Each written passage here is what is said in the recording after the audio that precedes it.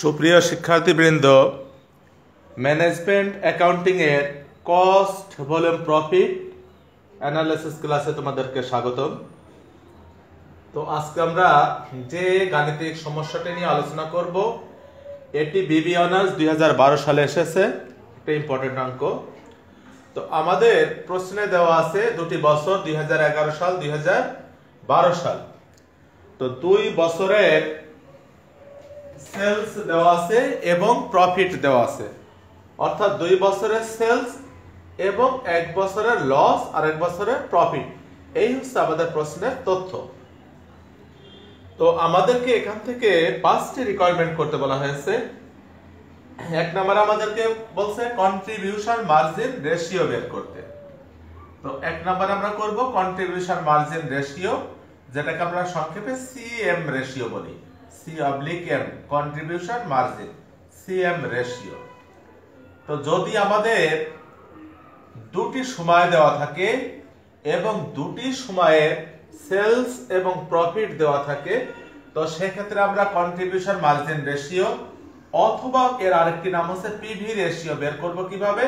Change in profit, দুটি সময় প্রফিটের চেঞ্জ দেখাবো। চেঞ্জ ইন প্রফিট একে ভাগ করব চেঞ্জ ইন সেলস দিয়ে, চেঞ্জ ইন সেলস ইনটু 100। তো চেঞ্জ ইন প্রফিট, দুটি সময় প্রফিটের চেঞ্জ, বড় প্রফিটটা থেকে আমরা ছোট প্রফিট বিয়োগ করব। 1 লাখ মাইনাস, এটি যেহেতু লস সে নিজেই মাইনাস, তো 1 লাখ মাইনাস 60,000। আর চেঞ্জ ইন সেলস, একটি সেলস ছিল 10 লক্ষ টাকা, যখন 1 লক্ষ টাকা প্রফিট হতো, মাইনাস আরেকটি সেলস আমাদের 6 লক্ষ। তো আমাদের চেঞ্জ মাইনাস মাইনাসে প্লাস হয়ে যাবে, 1 লাখ মাইনাস মাইনাসে প্লাস 60,000। আর চেঞ্জ ইন সেলস হচ্ছে আমাদের 4 লাখ।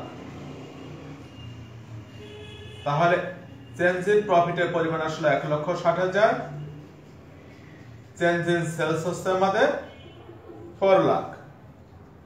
তাহলে কন্ট্রিবিউশন মার্জিন রেশিও পেলাম আমরা 40%। এটা দ্বারা বুঝবো যে এই প্রতিষ্ঠান যদি 100 টাকা বিক্রয় করে, তাহলে তাদের কন্ট্রিবিউশন মার্জিনের পরিমাণ হবে 40 টাকা। অর্থাৎ প্রতি 100 টাকা বিক্রয়ের মধ্যে 40 টাকা আছে আমাদের কন্ট্রিবিউশন মার্জিন। এই 40 টাকার মধ্যে কিছু অংশ ফিক্সড কস্ট এবং বাকিটুকু প্রফিট। তো আমাদের রিকোয়ার্ড 1 এ জানতে চেয়েছিল কন্ট্রিবিউশন মার্জিন রেশিও। রিকোয়ার্ড 2 তে আমাদের কাছে জানতে চেয়েছে যে এই প্রতিষ্ঠানের ফিক্সড কস্টের পরিমাণ কত। তো আমরা এইমাত্র বললাম যে কন্ট্রিবিউশন মার্জিন রেশিও 40%। এটা দ্বারা আমরা বুঝি যে এই প্রতিষ্ঠান যদি 100 টাকা বিক্রয় করে, তাহলে তাদের কন্ট্রিবিউশনের পরিমাণ হচ্ছে 40 টাকা। এই 40 টাকার মধ্যে কিছু অংশ ফিক্সড কস্ট এবং কিছু অংশ প্রফিট। তো আমাদেরকে এখন রিকোয়ার্ড 2 তে ফিক্সড কস্টের পরিমাণ জানতে চাইলো, ফিক্সড কস্ট। তো আমরা যদি সেলস কে সিএম রেশিও দিয়ে গুণ করি, তাহলে হয়ে যাবে আমাদের কন্ট্রিবিউশন মার্জিন। তো এই কন্ট্রিবিউশন মার্জিনের মধ্যে একটা অংশ ফিক্সড কস্ট আর একটা অংশ প্রফিট। তো আমরা যদি প্রফিট বাদ দিয়ে দেই, তাহলে ফিক্সড কস্টের পরিমাণ জেনে যাব। তো লিখলাম sales into CM ratio. Sales কে সিএম রেশিও দিয়ে গুণ করলে কন্ট্রিবিউশন মার্জিন। এই কন্ট্রিবিউশন মার্জিনের মধ্যে একটা অংশ প্রফিট আর একটা অংশ ফিক্সড কস্ট। তো যেহেতু প্রফিট বাদ দিয়ে দিচ্ছি, ফিক্সড কস্টের পরিমাণ জেনে যাব। সেলস কত আমাদের? 10 লাখ। কন্ট্রিবিউশন মার্জিন রেশিও আমরা বের করেছি 40%, মাইনাস প্রফিটের পরিমাণ কত ছিল? 10 লক্ষ টাকা সেলসের জন্য প্রফিট ছিল 1 লাখ। তাহলে কন্ট্রিবিউশন মার্জিন হলো আমাদের 4 লাখ, মাইনাস প্রফিট 1 লাখ। তাহলে ফিক্সড কস্ট পেলাম আমরা 3 লক্ষ টাকা। এরপরে আমাদের কাছে 3 নম্বরে জানতে চেয়েছে ব্রেক ইভেন পয়েন্ট কত? ব্রেক ইভেন পয়েন্ট বলতে আমরা ওই পরিমাণ সেলস কে বুঝি যতটুকু বিক্রয় করলে প্রতিষ্ঠানের মোট আয় এবং মোট ব্যয়ের পরিমাণ সমান হবে।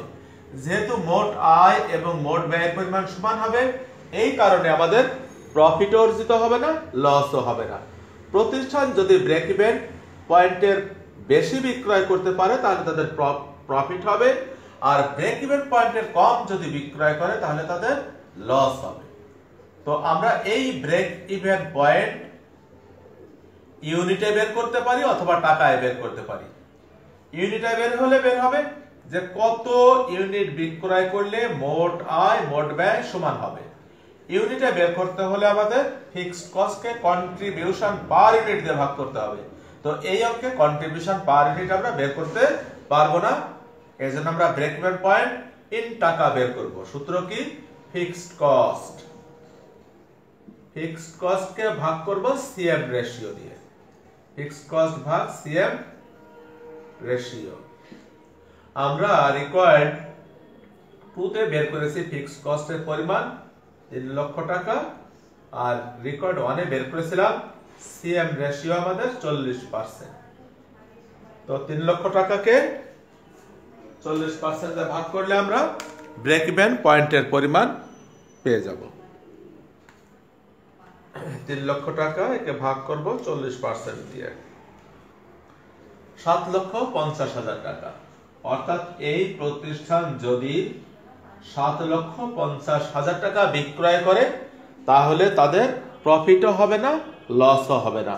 অর্থাৎ মোট আয় এবং মোট ব্যয় সমান হবে। যদি প্রতিষ্ঠান 7,50,000 টাকা বেশি বিক্রয় করে তাহলে তাদের প্রফিট হবে, কম বিক্রয় করলে লস হবে।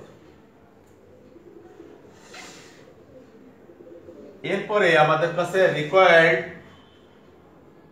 4 এ জানতে চেয়েছে যে amount of profit increase or decrease if sales increased by টাকা 1 lakh.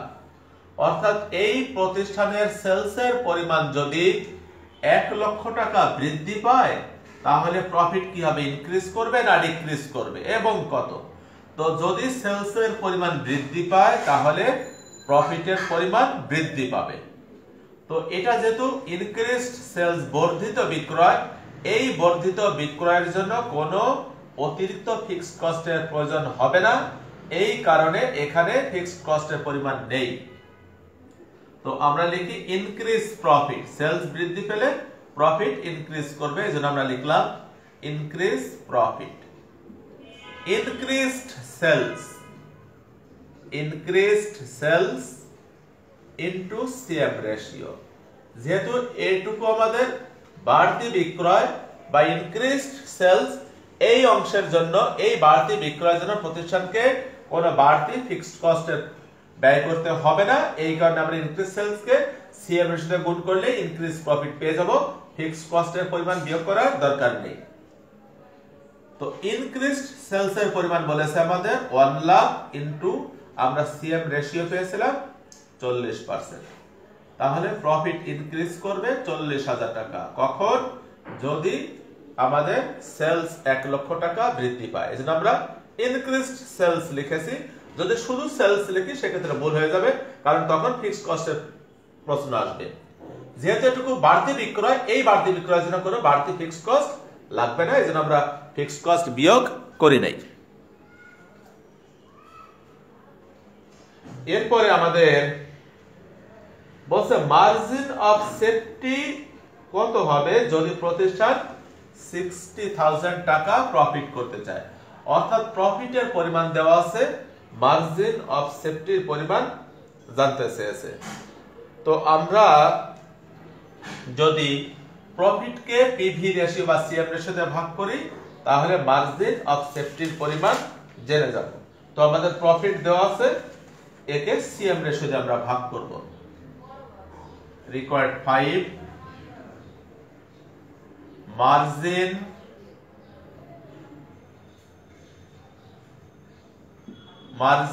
Of safety. Margin of safety কিভাবে পাবো?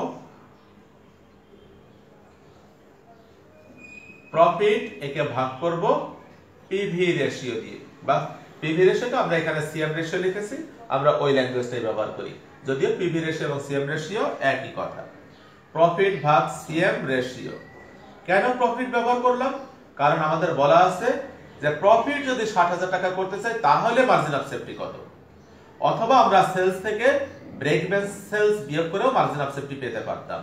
তো প্রফিটের পরিমাণ দেওয়া আছে 60,000, সিএম রেশিওর পরিমাণ দেওয়া আছে 40%, তাহলে আমাদের মার্জিন অফ সেফটির পরিমাণ হয় 1,50,000 টাকা।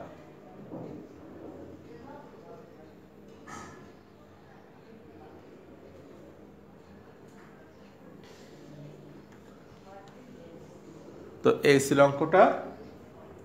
তো আমরা সিবিপির বেশ কয়েকটা অঙ্ক করলাম এবং সব ধরনের সমস্যায় মোটামুটি পেয়ে গেছি। তো এই অঙ্কগুলো এবং এই ধরনের আরো কিছু অঙ্ক তোমরা বাসায় প্র্যাকটিস করো। আমরা এর পরে অন্য কোনো একটি চ্যাপ্টার নিয়ে আলোচনা করব। তো সবাই সুস্থ থেকো, ভালো থেকো, সকলকে অশেষ ধন্যবাদ।